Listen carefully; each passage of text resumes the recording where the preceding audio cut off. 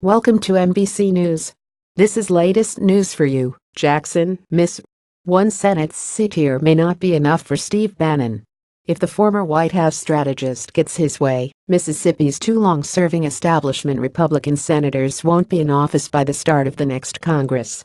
In regular phone calls over the past several months, Bannon has urged State Senator Chris McDaniel to challenge Senator Roger Wicker in a primary next year, and he also wants Governor Phil Bryant to send himself to Washington if Senator Thad Cochran, who is 79 and in poor health, retires before his term ends in 2020, according to people familiar with Bannon's plans.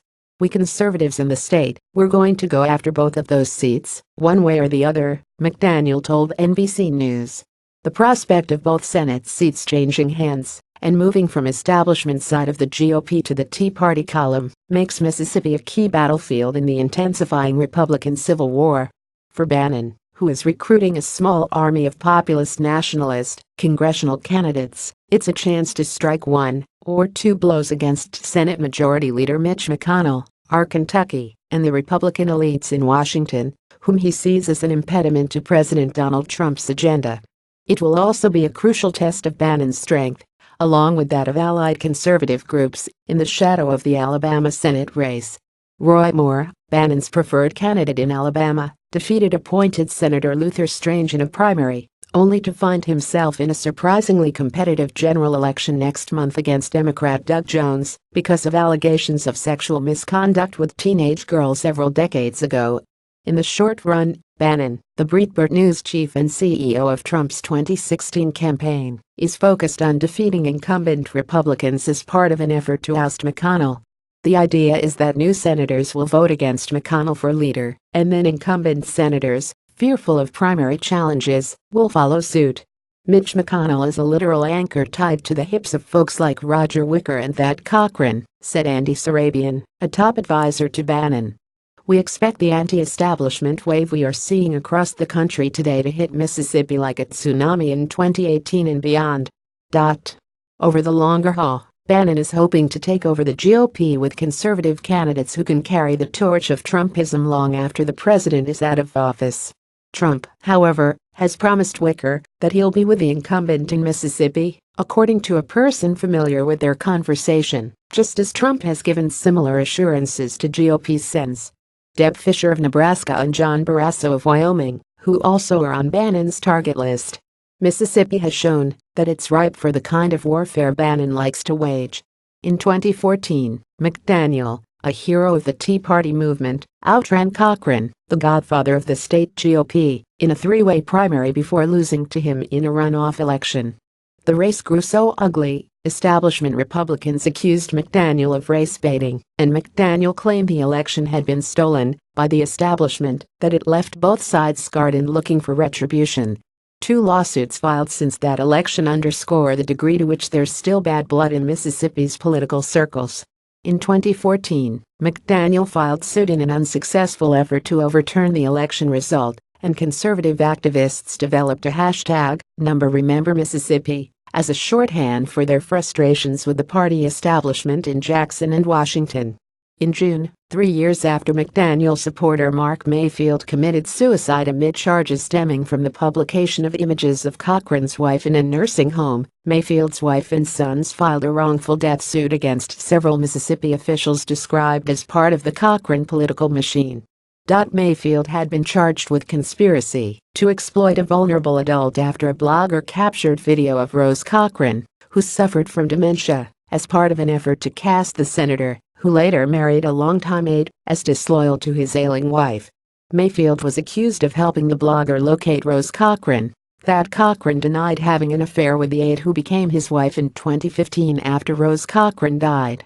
McDaniel said he's made a decision about whether to run against Wicker, but probably won't announce it until after the Alabama race on December 12. The core of McDaniel's argument would be that Wicker, who has represented Mississippi in Congress since 1995, is one of the institutional insiders who aligns with McConnell and a Washington swamp culture that maintains the status quo. A Republican electorate that was upset with the establishment in 2014 has only grown more disenchanted as Trump's agenda has stalled in Congress, McDaniel said. McConnell has taken the brunt of that frustration. We sensed a lot of anger in 2014, but it pales in comparison to what we're seeing now, McDaniel said. Mitch McConnell hasn't led in a conservative fashion. He is a part of the problem. He's not standing and being articulate in defense of our principles. Tea Party candidates like McDaniel have become adept at harnessing the increasing lack of trust among Republicans toward Washington, which in part fueled Trump's election. To the extent that trust is eroding, it creates this notion that people want the outsider, said Julie Wronski, a political science professor at the University of, who ran the Senate Republican Campaign Committee in the 2016 election cycle, has a lot of friends in national politics. But McDaniel has some big guns too. In addition to Bannon, he has support from Robert Mercer, a hedge fund titan and investor in Bannon's Breitbart News, who put $50,000 into a super PAC called Remember Mississippi earlier this year. And while Wicker has almost always supported Trump's agenda, deviating only to vote for sanctions on Iran, North Korea and Russia that the White House opposed, according to 538.com, McDaniel's allies point out that his 6-year voting score from the Conservative Review is just 30%. That figure reflects Wicker's support for spending bills and debt limit increases that kept the government operating and prevented it from defaulting, positions that were at odds with hardline of Wicker's record in Washington. McDaniel is ready to make the case that he's lost touch with Mississippi Republicans' values. In 2015, after a race-fueled mass shooting in a Charleston, South Carolina, church, Wicker said the Mississippi state flag should be put in a museum because it features a Confederate emblem in its upper left-hand corner that is offensive to the state's African American. Toward the flag have been slowly changing over the years, with support for it dipping below 50% for the first time in an October poll that had 49% of Mississippians in favor of keeping it and 41% supporting a change. But most whites, most Republicans and most Trump supporters in the state want to preserve the flag. McDaniel said it will absolutely be a big issue if he runs against Wicker. The people of the state believe in the protection of history, and that includes the flag, and it includes statues, he said. Justin Brissell, Wicker's campaign manager, said his candidate isn't going to get caught flat-footed. He's got $3.5 million in the bank, and he's ready to match his record against McDaniel's in the state Senate, Brissell said. For Wicker, that means touting his senior positions on the Armed Services Committee in the Commerce, Science, and Transportation Committee in the Senate, his efforts to build the Navy, important to shipbuilders on Mississippi's Gulf Coast, and his support for farm and highway bills that help the state economy, Brissell said. He played down the importance of the flag debate, noting that Wicker offered a personal opinion without trying to overturn the will of Mississippians. I don't think that's what primary voters are ultimately going to make their decision about in a U.S. Senate race, he said. McDaniel hasn't been able to move legislation in the Mississippi Senate since his race against Cochran, which one person familiar with the dynamics of the state capitol attributes to the power wielded by Lieutenant Governor Tate Reeves, a Cochran ally who presides over the state Senate. Cochran's seat isn't up until 2020. If he resigned before then, Bryant would appoint a successor to the Senate, and the state would hold a special election for the remainder of Cochran's term. Cochran's health problems have led to serious maneuvering around the state capital of Jackson. McDaniel, who said Cochran ought to be allowed to retire in dignity, would like an appointment. His supporters have pushed Bryant to pick him, but Bannon wants Bryant himself to take the seat. The governor, however, doesn't want to name either McDaniel or himself, according to a person close to him. His short list would likely include Reeves, the lieutenant governor, a political rival whose appeal is in his ability to defend the seat in a special election, and Representative Greg Harper, who is well-liked but untested at the statewide level.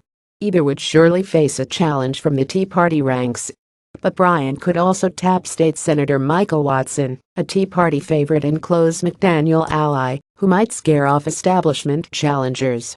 From Bryant's perspective, it's not clear whether he's better off choosing from the ranks of the establishment or the Tea Party, because both appear to be at nearly equal strength in this state, and he doesn't want to pick someone who would go on to lose in a special, who said he's also looking at a possible race for lieutenant governor as well as potentially running against Bryan's pick to fill the seat if Cochran resigns, casts himself as the vehicle for what he calls a great awakening. Among very much an advocate of this whole drain the swamp idea, he said. Washington has to be cleansed. For Bannon, Mississippi may offer a rare opportunity to do that, 2 seats at a time.